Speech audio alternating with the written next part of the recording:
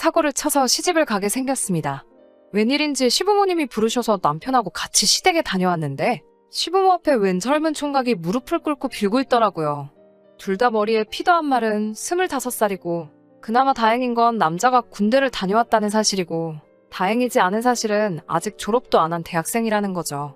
언제까지 비밀로 할 수도 없고 신우도 배가 불러오니 더 이상 숨길 수 없다는 생각에 4개월 차에 시부모님께 이실직고하고 만 것이죠. 솔직히 저희는 왜 불렀나 싶었어요. 발언권이 있는 것도 아니고 그냥 그 남자 겁주려고 병풍처럼 쓰려고 부르신 건지 모르겠지만 아무튼 시부모님은 아주 길길이 날뛰기 시작했어요.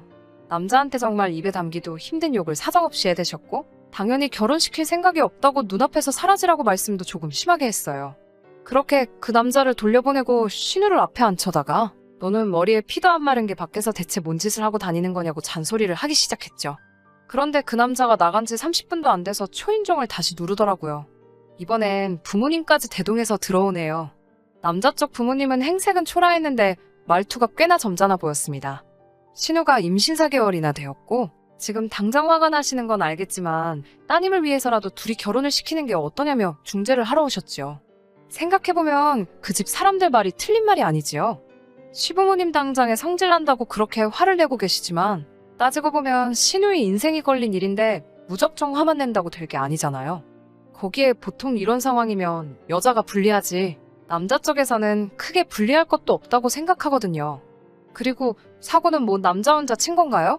무조건 남자 잘못이라고 몰아가기엔 신우가 기여한 바도 크다고 생각합니다. 아무튼 시부모님도 남자 쪽 집안에서 저자세로 나오며 결혼을 시키자는 이야기를 시작하니 시어머니 태도가 살짝 바뀌더라고요. 아무리 그래도 그렇지 지금은 신우 뱃속에 아이부터 챙기며 병원 가서 검사도 받아보고 해야 하는 것 아닌가 싶은데 무슨 생각인지 남자 쪽에다가 니네 아들이 우리 딸 인생 망쳐놓았다는 식으로 우기며 결혼을 시키고 싶으면 일단 집부터 해와라. 자동차도 해오고 이것도 해주고 저것도 해줘라. 이런 식으로 무리한 요구를 하기 시작했어요. 남자 쪽에서는 당연히 그 집 아들이 사고를 친 거나 마찬가지니 도의적인 차원에서 저자세를 취하셨지만 가면 갈수록 요구하는 게 말도 안 되는 데다가 하나를 해주겠다 하니 이것도 해달라 저것도 해달라 무슨 눈덩이 불어나듯 늘어나는 요구에 열이 받았는지 그냥 결혼은 없던 걸로 하자고 딱 잘라 말하더라고요. 그때부터 시부모님이 똥줄이 조금 타기 시작했나봐요. 신우시켜서 남자친구한테 연락을 해보라고 하는 둥 어떻게든 마음 돌릴 생각을 찾더라고요. 그 와중에도 정신 못 차린 남자친구는 신우가 어떻게 해보라는 말에 책임감을 느낀 건지 아니면 정신 빠진 신우한테 콩깍지가 강하게 씌어서 결혼을 꼭 하고 싶은 건지 부모님을 설득을 했는가 봐요. 남자 쪽 식구들이 다시 한번 저희 시댁에 찾아왔습니다. 그런데 처음 만났을 때와는 다르게 이번엔 멀끔하게 차려입고 오셨어요. 옷이 달게라더니 한껏 차려입은 모습을 보니 부티도 잘잘 흐르고 전에 봤던 동네 아줌마 아저씨 같던 분들이 맞나 싶더라고요.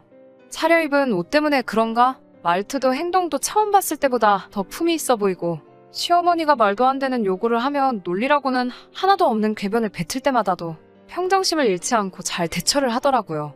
알고 봤더니 그 집 아버지는 지역에서 독점으로 사업을 크게 하고 있었고 어머니는 공무원 출신으로 집안이 상당히 좋고 재산도 꽤 있는 것처럼 말하더군요.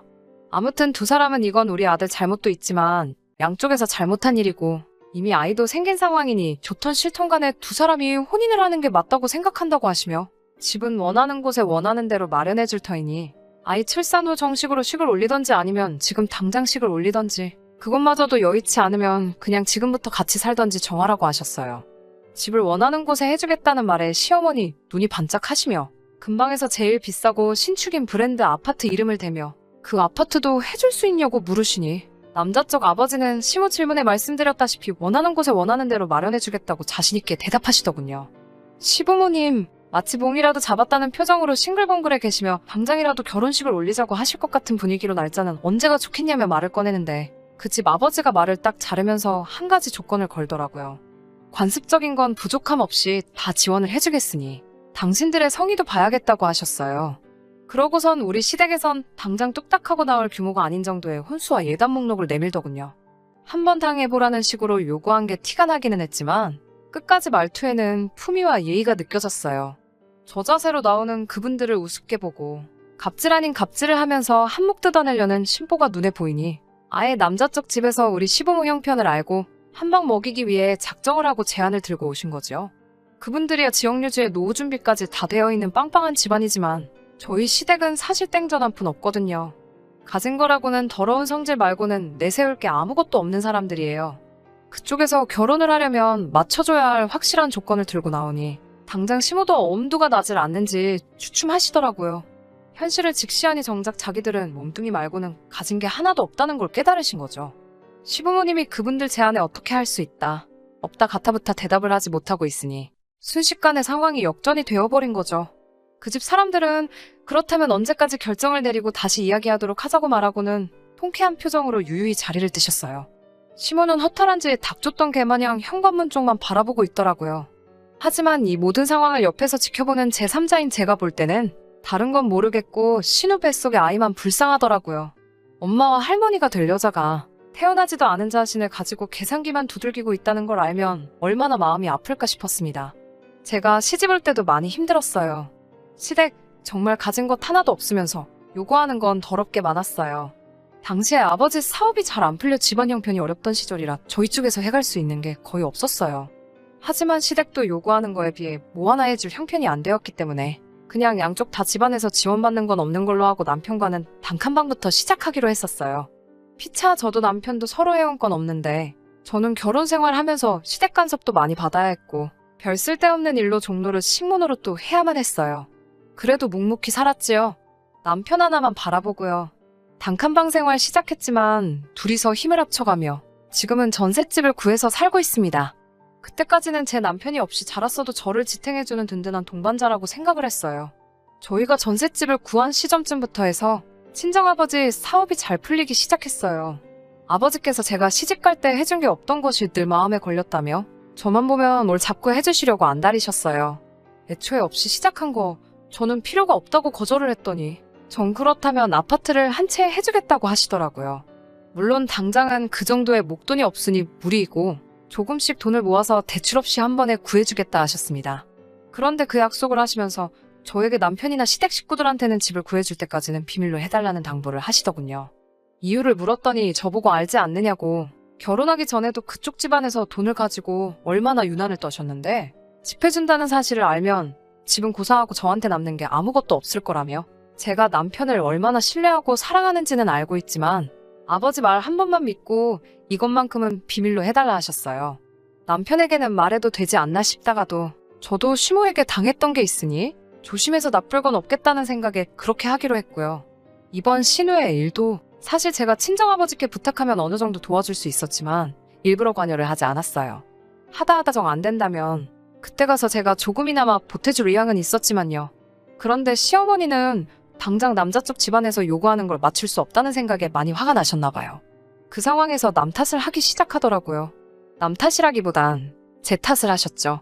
며느리라고 하나 있는 거 이럴 때 도움도 안 되고 쓸모가 없다고요. 그러면서 제가 아이가 없는 걸 가지고도 뭐라고 하시더라고요. 아직 때가 되지도 않은 신우는 벌써부터 아이를 가졌는데 대를 이어야 할 며느리는 임신도 못하고 저러고 있다고요. 제가 몸이 안 좋아서 아이를 가질 수 없는 몸이기는 한데 그걸 가지고 또 제 속을 후벼 파시니 마음이 안 좋았어요. 왜 시부모님이 돈 마련할 방법이 없어 생긴 스트레스를 저한테 푸는 건지 이해가 가지 않더라고요. 결혼 생활 8년을 넘게 참아왔는데 더 못 참을 게 있나 싶어서 그냥 참았어요. 따지고 보면 제 일도 아니고 신우 일이었으니까요. 그런데 아무 말도 안 하고 있으니 더 심한 말을 합니다. 대까지 끊어놓는 것도 속에서 천불이 나 죽겠는데 거지 같은 집구석이라 이럴 때 도움도 하나도 안 된다고 하시더군요. 시어머니가 대놓고 저와 제 아버지를 욕보이고 있는데도 남편은 거기다 대고 아무 말도 하지 않고 있다가 대뜸 저랑은 상의도 한 번 없이 시어머니에게 우리 전세금 빼서 돈을 마련해 줄 테니 일단 신우부터 시집을 보내자고 하더군요. 전세금 빼고 나면 우리는 시부모님 집에 들어와서 살면 되니 일단 급한 불은 끌 수 있지 않겠냐고 하네요. 그 돈이 어떻게 마련한 돈인데 남편은 우리가 함께한 고생은 생각하지도 않고 오직 사고친 신우 시집 보내는 거리에서 그 돈을 헌납하겠다 잘도 말을 하더라고요. 시어머니는 대번에 신우 시집 보낼 돈도 생기고 부려먹기 쉬운 식모까지 꽁으로 생기니 대번에 무릎을 탁 치며 좋다구나 타령을 하시더군요. 여태까지 저를 위해준다고 생각했던 남편의 모습은 힘든 시기를 이겨내기 위해 저 혼자서 만들어낸 허상이었나 봅니다. 제가 아주 콩깍지가 단단히 씌어 있었나 봐요. 팔은 역시 안으로 굽는 거구나 하는 후회가 한가득 몰려오면서 이제 더 이상 참아야 할 이유가 있는가 싶더라고요. 그래서 처음으로 시어머니한테 대들었어요.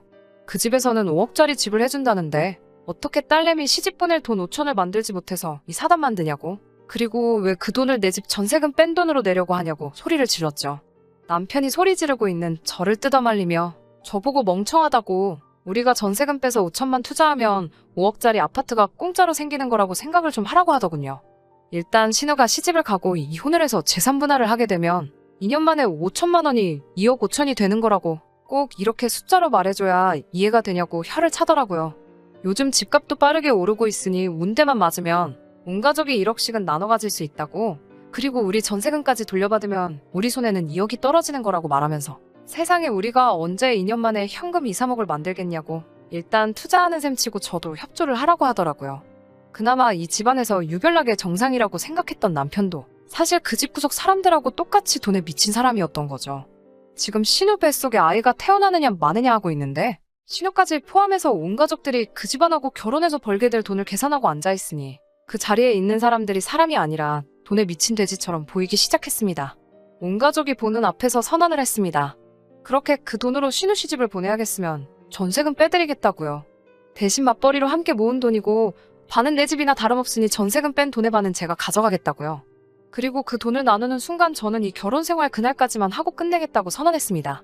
제가 강하게 나오면 미안하다 사과라도 할 줄 알았는데 그 와중에 그 집구석 식구들 표정이 마치 많이라도 받게 돼서 다행이라는 듯한 표정으로 밝아지면서 안도의 한숨까지 내쉬더라고요. 그러면서 돈 1,000만 원은 어디서 구해야 하냐며 상의를 하더니 저보고 가져갈 땐 가져가더라도 1,000만 원은 나중에 받아가면 안 되겠냐고 물어보더군요. 그 순간 정말 남아있던 일말의 정마저도 다 떨어져 버렸어요. 전세금을 빼고 저희 집 짐을 시댁으로 옮기는 그날 저는 아버지에게 전화를 했어요. 회사에서 쓰시는 외제차를 끌고 저를 데리러 오셨습니다. 시댁 인간들은 친정아버지 등장에 넋이 나가버렸죠. 그동안 사업망은 사돈 집안에 단칸방에서 시작해 종노릇을 시켜도 군소리 한번 안 하던 거지 집안이라고 생각을 했는가 본데 그 거지라고 생각했던 친정아버지가 떡하니 외제차를 끌고 오시니 말이죠. 아버지는 저를 데려가면서 시댁을 향해 그 돈 없어도 당장 사는데 아무 지장은 없지만 거지 같은 집구석에 단돈 1원도 묶여있는 꼴은 보고 싶지 않으니 늦지 않게 계좌에 넣으라고 하시더군요. 그깟 5천만 원, 내 딸아이 사람 대접만 해줬어도 내주는 건 문제도 아닌데 결혼할 때부터 사람을 돈으로 생각하는 그 모습이 온 가족이 아주 다 똑같은 사람들이라고 손가락질을 하셨어요. 아들내미 결혼시킬 때 자식 장사를 못해서 그동안 얼마나 속이 아팠겠냐고 콕 집어 한마디 했고요. 신우 결혼은 축하할 일이고 이제 내 딸은 내가 다시 데려갈 테니 2번 다시 엮이지 않으면 좋겠다고 말하고 저를 차에 태우고 출발하셨어요. 아버지 차론 미러로 그 작자들을 슬쩍 쳐다봤죠. 어쩔 줄 모르고 멍하니 서서 멀어지는 아버지 차만 바라보고 있는데 차가 멀어지는 만큼 똑같이 멀어지는 남편과 시댁 식구들을 보니 참 오만 가지 감정이 오고 가더라고요. 어려울 때 가장 힘이 되는 건 남편이 아니라 가족이었네요. 제가 참 어리석었어요. 언젠가 볕들 날이 오겠지 싶어 참아온 허송세월이 안타깝기만 하더라고요. 그래도 이제 다시 부모님과 함께 살게 되니 저는 다시 집안의 공주님이 되었네요. 아버지 출근하고 적적하신 어머니 말동무가 되어주고 일 끝나고 지치신 아버지한테 애교도 부려보고요. 내 존재가 이렇게 소중할 수 있는지 새삼 깨달았습니다. 후기라고까지 할 건 없지만 얼마 전에 남편이 용서를 구하며 연락이 와서 최근 소식 한번 전해드려요. 신우는 그렇게 조심성 없이 까불더니 결국 유산을 했다네요. 인과응보라고 해야 할까요? 오고 가던 결혼 이야기도 순식간에 사라지고 남자 쪽에서 병원비 내주는 선에서 마무리를 지어버렸다고 합니다. 신우가 파혼을 하고 자기도 많이 반성을 했으니 다시 합치자고 제안을 해오네요. 제가 원한다면 시댁과는 아예 인연을 끊고 살겠다고요. 저는 다 필요 없다고 대답했어요. 신우가 그렇게 된 것도 너가 나를 잃게 된 것도 전부 자업자득이라고요. 신우도 애초에 남자 쪽 제안을 받아들였으면 적어도 결혼을 해서 적당한 지원을 받으며 살고 있었겠죠. 남 탓만 하는 사람들이 애초에 자신들이 일을 해결할 생각은 하지 않고 남이 덕만 보려고 하는 건 양심이 없는 거라고. 이제 2번 다시 저한테 연락할 생각 하지 말고 그렇게 자식 장사해서 어디서 호구라도 물어서 인생 역전 제대로 한번 해보라고 하고 전화를 끊어버렸어요. 바닥부터 시작해 8년 동안 함께 고생해가며 많은 정이 들었던 남편이지만 저한테는 이제 그 어떤 후회도 남지 않네요. 이대로 제가 다시 다른 사람을 만나지 못한다고 할지라도 저는 저에게 새롭게 주어진 인생의 막을 살아야겠어요. 긴 이야기 끝까지 들어주신 분들 너무 감사드립니다. 가정에 언제나 평안과 행복 깃드시고요. 저는 이만 사연 줄이도록 하겠습니다.